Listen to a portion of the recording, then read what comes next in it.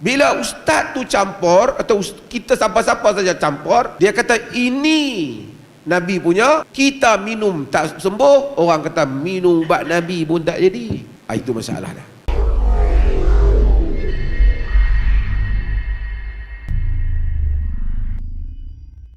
Isunya ialah macam mana kita nak tahu yang ni perubatan Islam ataupun bukan perubatan Islam. Pasal perkataan perubatan Islam tu, yang ustaz ni ajak ni Nabi ajar ke bukan, ataupun ustaz ni punya sendiri. Sekali kalau Nabi ajar, kita kata bukan apa daripada ajaran Islam, salah pula. Kalau kita hina, jadi salah pula ajaran Nabi. Ini adalah isu yang bermain. Saya nak buat beberapa pecahan bila dengar ni. Yang pertama ialah, pertama tuan-tuan, memang ada hadis-hadis Nabi yang sebut mention perubatan, bahan-bahan. Bahkan bukan ada hadis saja, ada juga ayat Quran. Umpamanya madu lah, kan? Yakhruju min butuniha syarabun mukhtalifun alwanuhu fihi shifaa'un linnas. Keluar daripada perut lebah itu ialah minuman yang berbeza-beza warnanya. Tuan-tuan tengok, tuan-tuan pergi beli di Taif, ada madu warna ni kan. Tapi fi shifaa'un linnas, padanya ialah ada ubat untuk manusia. So yang ni kita tak boleh deny. Kalau ada kata madu pun mengarut ya, tak boleh. Sebab memang firm ada dalam Quran. Kalau siapa kata madu bukan ubat, dia boleh kufur. Sebab Quran kata shifaa'un linnas. Dalam hadis Muslim kan ada orang datang ke jumpa Nabi sallallahu alaihi wasallam. Dia kata, akhi yashtaki batnahu. Saudaraku mengadu sakit perut. Nabi kata, isqi yang asalah, bagi pada dia madu.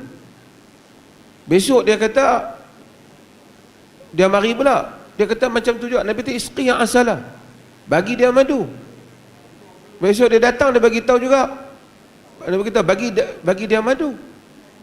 Tapi dia kata, qad fa'alt, aku dah buat dah, bagi dah dia madu. Apa Nabi kata? Kadzaba batnu akhik, kan? Perut saudara kamu tu bohong. Allah benar, perut saudara kamu tu bohong. Sadaqallah wa kadzaba batnu akhik. Allah benar, perut saudara kamu tu bohong. Isqi yang asalah, bagi dia madu. Dia bagi kat madu, fa bara', akhirnya dia sembuh.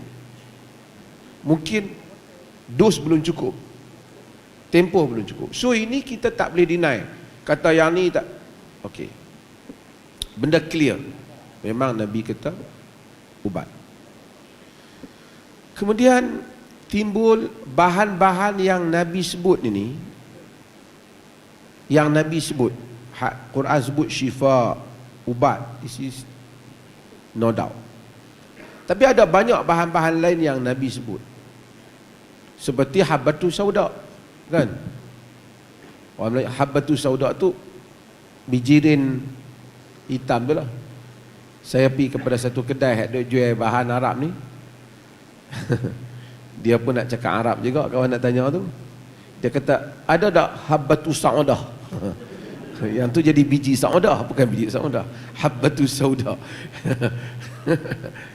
Orang kita ni kalau bunyi ain sikit dia rasa bunyi Arab lah, kan? Seperti Nabi Adam, itu Nabi Adam. Okey, tak apa. Habbatus sauda shifa min kulli da illa sa, yani ay maut. Hadis sahih. Habbatus sauda ubat pada setiap jenis penyakit. Saya cuba habbatus sauda dalam beberapa benda, masya-Allah.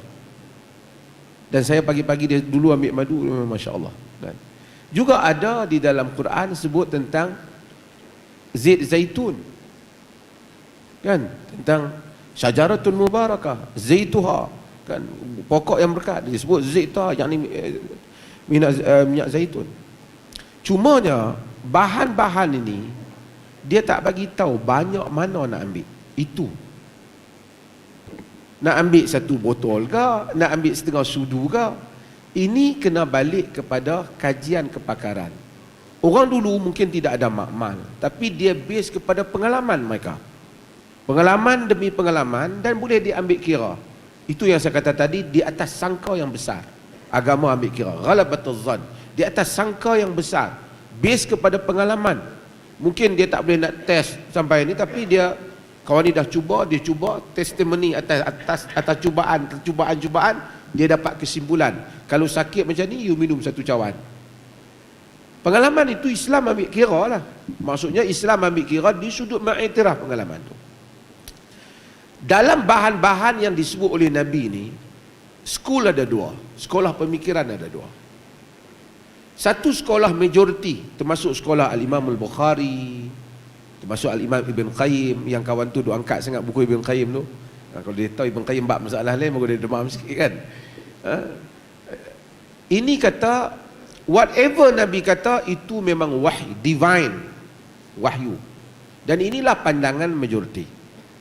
Masa kalau Nabi kata apa habbatus sauda lah. Yang ni Nabi wa ma yantiqu anil hawa in huwa illa wahyun yuha. Nabi tak cakap dengan hawa nafsu. Yang Nabi cakap wahyu. Sekolah pemikiran yang kedua yang dikenali Al-Qadhi Iyad, Ibn Khaldun. Mereka ni kata Nabi ni dia sebut benda-benda ni di atas dasar untuk berdasarkan kepada apa yang diamalkan oleh orang Arab. Karena itulah yang diamalkan oleh orang Arab, dan dia yang pentingnya core kepada ajaran itu ataupun moral kepada apa yang Nabi sebut, kena cari bahan berubat. Alasan mereka kerana Nabi pernah tegur tentang talqih an-nakhl, tentang pendebungaan pokok tamar. Nabi kata illam taf'alu la soluh. Kalau tak buat pun okey.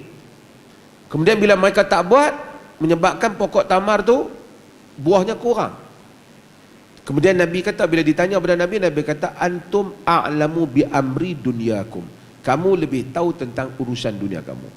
So mereka ni, sekolah pemikiran ni kata bahawasanya yang Nabi bagi tahu tu, Nabi cumanya Nabi tahu, macam kita tahu apa yang baik untuk kesihatan. Orang cakap kat Nabi, Nabi bagi tahulah, kau gunalah ubat ni. Kerana berdasarkan pengalaman tadi yang telah orang guna, bukan wahyu, sehingga kita tidak ada pilihan yang lain. Kita ambillah kaul majoriti, kita ambil pendapat majoriti, ini adalah wahyu. Cuma kalaupun wahyu, dia tidak bagi dos dia banyak mana, dan keadaan dia banyak mana. Sebab tu Al-Imam Ibn Qayyim dia tulis Tib Nabawi tu, bagi tahu ustazah tu.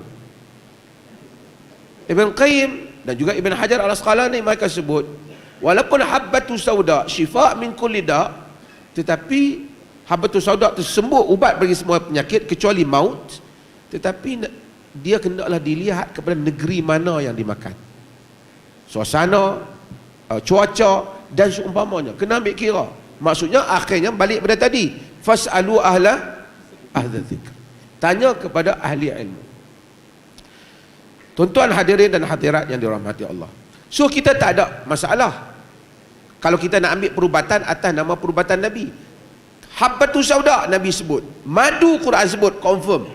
Tapi kalau tak sembuh, kita kena tahu kemungkinan dos kita ambil tak betul, ataupun tempohnya belum cukup, ataupun jenis madunya tu yang macam kata tadi berbeza-beza warnanya tu, dan ia adalah satu jenis perubatan. Cumanya jangan bila kita ustaz tu dia bancuh, dia campur habbatus sauda, dia campur madu, dia bubur apa buah tin, dia bubur tak, inilah ubat yang diajar oleh Nabi. Ini jadi masalah. Nabi sebut bahan saja, kepakaran mesti balik kepada ahli ilmu. Bila ustaz tu campur, atau kita siapa-siapa saja campur, dia kata ini Nabi punya, kita minum tak sembuh, orang kata minum ubat Nabi pun tak jadi. Itu masalah dah. Satu orang dia beli habbatus sauda, dia cuba. Saya ada beberapa benda, saya cerita betul lah. Dulu saya minum minyak zaitun, saya rasa alhamdulillah saya tak ada apa-apa penyakit yang ni lah, saya duk test. Mungkin juga kesan dia. Tetap pagi saya ambil dengan madu. Kemudian lately saya cuba minyak habatus sauda tu. Saya tak kira, tak ada lah. Saya cuba banyak ni. Dan saya rasa alhamdulillah ada beberapa benda yang bagus. Saya rasa segar. Tapi itu adalah pengalaman diri kita. Pengalaman. Kita tak boleh lah pergi betul kalau nak minum minyak ni. Pasal saya baru test atas diri saya. Demikian juga perubatan lain. Timbul perbincangan di kalangan para ulama. Nabi sebut bahan tu kerana bahan tu adalah masyarakat Arab. Andai kalaulah kata ada dalam masyarakat Arab ginseng, Nabi sebut ginseng tak?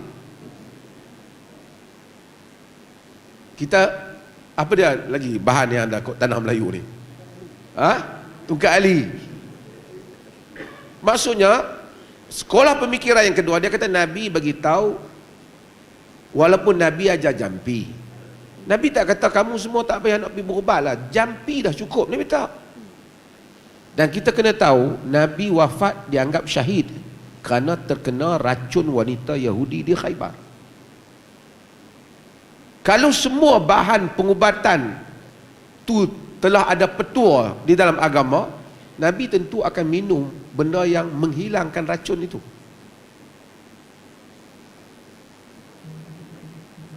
Hatta kadang-kadang tubuh manusia, Nabi pada akhir hayatnya, sebab itu kita baca hadis Ummu Salamah, Nabi solat, Nabi duduk. Sebab pada akhir hayat Nabi sedikit agak berisi. Dan kadang-kadang berisi ni bukan soal makan, apa soal metabolisme orang. Kadang-kadang dia tak boleh, dia ada sikit manusia. Setengah orang dia kata dalam Islam semua perfect, Nabi tak pernah sakit pun. Tak benar. Nabi pernah sakit. Pada akhir hayat Nabi pernah sakit. Isteri-isteri Nabi pernah sakit. Sahabat yang mati kena taun berapa ramai yang kena taun? Muaz bin Jabal punya hebat, kena taun. Abu Ubaidah Al-Jarrah kena taun. Jadi maksudnya dalam agama diturun wahyu, panduan, hidayah betul. Soal perubatan, di samping agama memberikan beberapa asas yang tadi, dia tetap merujuk kepada ahli dan kepakarannya.